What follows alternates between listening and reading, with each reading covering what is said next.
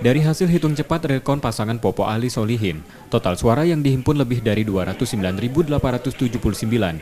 Dari jumlah DPT 259.301 pemilih, kolom atau kota kosong mendapat 8.330 suara. Total suara yang dihimpun hingga Rabu malam, dari hitung cepat pasangan ini memperoleh suara 96% dari pemilih di 893 TPS yang tersebar di 252 desa, 7 kelurahan dan 19 kecamatan. Calon Bupati Oku Selatan Popo Ali mengatakan, berpartisipasi dengan jumlah partisipasi pemilih tersebut melebihi target.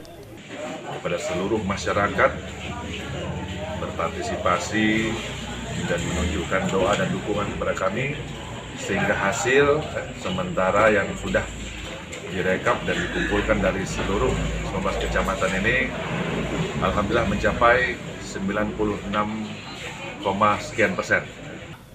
Pemilihan kepala daerah di Oku Selatan hanya diikuti satu pasang calon yang merupakan bupati dan wakil bupati petahana. Setia Budi, Kompas TV, Ogan Komering Ulu Selatan, Sumatera Selatan.